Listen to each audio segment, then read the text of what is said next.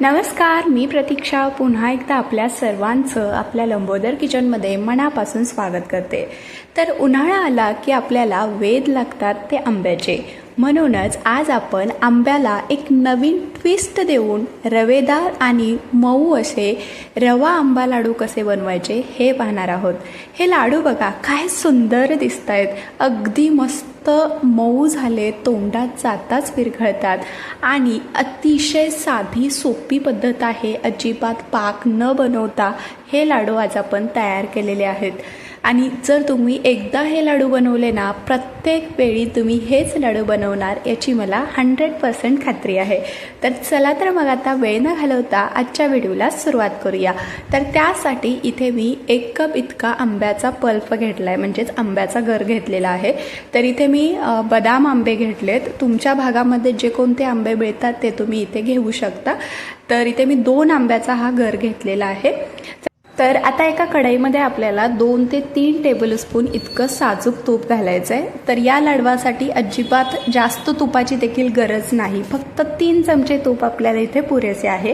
तूप हलकंसं गरम झालं की यामध्ये तुम्ही तुमच्या आवडीनुसार कोणताही सुकामेवा घालून मस्त छान मंद आचेवरती थोडासा परतून घ्यायचा। तर इथे मी काजू आणि बदामाचे काप घेतलेत। तर इथे बघा हलकासा सोनेरी रंग आलेला आहे। तर आता हे छान परतलं गेले, हे आपण आता बाजूला काढून घेऊया।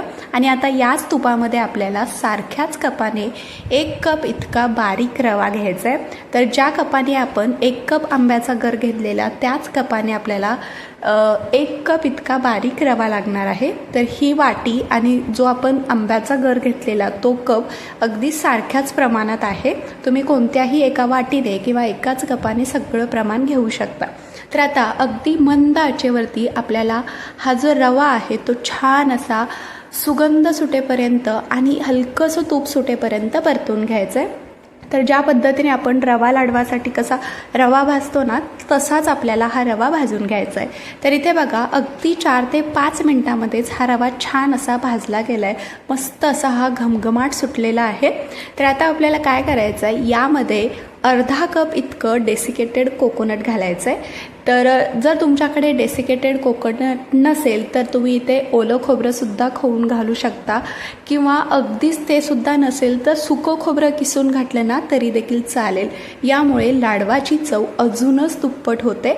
तर आता हे सुद्धा या रव्यासोबत फक्त 2 ते 3 मिनटं छान असं परतून घ्यायचं आहे। तर 2 ते 3 मिनटं झालेली आहेत। आता लगेच आपल्याला यामध्ये जो आपण तयार करून घेतलेला आंब्याचा गर होता तो घालायचा आहे। तर आता हे सुद्धा आपल्याला या रव्यासोबत चांगलं 3 ते 4 मिनटं मंद आचेवरती परतून घ्यायचं आहे, यामधला संपूर्ण ओलसरपणा कमी होईपर्यंत। तर इथे मी हे बदाम आंबे घेतलेले, त्यामुळे याला पिवळसर रंग आलेला आहे। तुमच्याकडे जर केशरी आंबे असतील किंवा हापूस आंबे असतील ना, तर लाडवाला छान असा केसरी रंग येतो, किंवा अगदीच तुम्ही यामध्ये केसरी रंग जरी घातला ना तरी देखील चालेल। तर बघा इथे 3 ते 4 मिनटं हे छान असं मी मिक्स करून घेतलेलं आहे। आणि हे रवा जो आहे तो आंब्याच्या रसामुळे अगदी छान फुलू लागला आहे, तुम्ही बघू शकता। तर जेवढा आपण रवा घेतलेला त्याच्यापेक्षा दुप्पट झालेला आहे। तर आता यामध्ये आपल्याला 2 चमचे इतकी दुधावरची मलाई घालायची।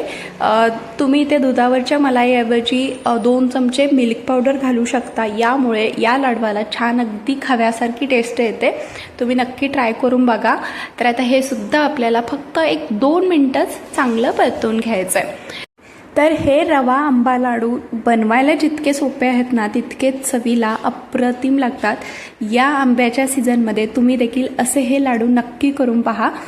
तर इथे बघा दुधावरची साई घातल्यानंतर मी 2 मिनटं हे छान मिक्स करून घेतले। आता आपल्याला गॅस बंद करायचा आहे आणि हे जे मिश्रण आहे ते एका दुसऱ्या भांड्यामध्ये थंड होण्यासाठी काढून घ्यायचं आहे।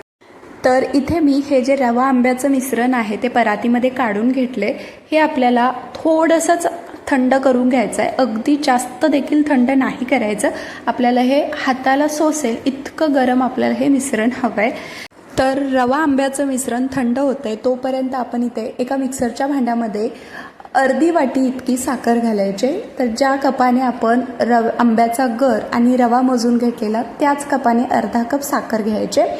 तर इथे बघा, यामध्येच मी अगदी 2 ते 3 वेलची अशा पद्धतीने तोडून घालते, म्हणजे आपले जे लाडू आहेत ते अजूनच चवीला मस्त लागतात. तर साखर थोडीशी कमी जास्तच देखील लागू शकते, कारण आंब्याची गोडी कितपत कमी जास्त आहे यावर ते अवलंबून आहे. तर आता ही जी साखर आहे ती सुद्धा मी दळून घेतले. आता इकडे आपलं जे मिश्रण आहे ते सुद्धा हलकंसं कोमट झालेलं आहे, अगदीच पूर्ण गार देखील नाही झालं. तर आता लगेच यामध्ये आपण जे परतून घेतलेला सुकामेवा होता तो घालायचा आहे, त्याचबरोबर दळून घेतलेली पिठी साखर, आणि आता हे हलक्या हाताने चांगलं व्यवस्थित मिक्स करून घ्यायचं आहे. जर तुम्हाला मिश्रण कोरडं वाटत असेल तर यामध्ये आणखीन एखादा चमचा साजूक तूप घालू शकता, पण अजिबात गरज वाटत नाही. तर इथे बघा, हे जे मिश्रण आहे छान मी व्यवस्थित मिक्स करून घेतलेलं आहे. तर आता लगेच आपण याचे छोटे छोटे लाडू वळून घेऊया. तर इथे तुम्ही बघू शकता, अगदी एका हाताने सुद्धा हा लाडू सहज वळला जातोय. परफेक्टच टेक्स्चर आलेला आहे आणि हा लाडू काय सुंदर दिसतोय तुम्ही बघू शकता. तर यावरती आपण हा एक बेदाणा लावूया, म्हणजे अजूनच हा लाडू खूपच सुंदर दिसेल. तर इथे आपला हा एक रवा आंबा लाडू तयार झाला आहे. हे आपण आता बाजूला ठेवू आणि अशाच पद्धतीने आपण बाकीचे सगळे लाडू वळून घेणार आहोत. तर या उन्हाळ्याच्या सुट्ट्यांमध्ये आणि या आंब्याच्या सीझनमध्ये तुम्ही देखील हे रवा आंबा लाडू एकदा नक्की करून पहा. मुलांना आदल्यामधल्या वेळेत गोड काहीतरी खावंसं वाटलं ना, तर त्यांच्यासाठी हे लाडू अगदी परफेक्ट आहेत. अजिबात पाक न बनवता अगदी साधी आणि सोपी रेसिपी आहे. तर इथे आपले मऊ आणि दाणेदार असे रवा आंबा लाडू तयार झालेले आहेत. अतिशय सुंदर हे लाडू दिसत आहेत. तर हे लाडू तुम्ही फ्रीजमध्ये ठेवले तर अगदी आठवडाभर आरामात टिकतात, आणि फ्रीजच्या बाहेर म्हटलं तर अगदी 4 ते 5 दिवस टिकतात, कारण यामध्ये आपण दुधाची साई वापरले त्यामुळे. तर तुम्हाला मी एक लाडू तोडून देखील दाखवते बघा. आहा, काय कमाल दिसतंय तुम्ही बघू शकता. मस्त दाणेदार झालाय, तोंडात जाताच विरघळतो. तर तुम्ही देखील असे मऊ दाणेदार रवा आंबा लाडू या आंब्याच्या सीझनमध्ये नक्की ट्राय करून बघा. आणि आजची ही रेसिपी तुम्हाला कशी वाटली हे देखील मला कमेंटमध्ये नक्की कळवा. व्हिडिओ आवडला असेल तर लाईक करा, चॅनेलला सबस्क्राईब करा आणि आपल्या मित्रमैत्रिणींसोबत शेअर करायला देखील विसरू नका.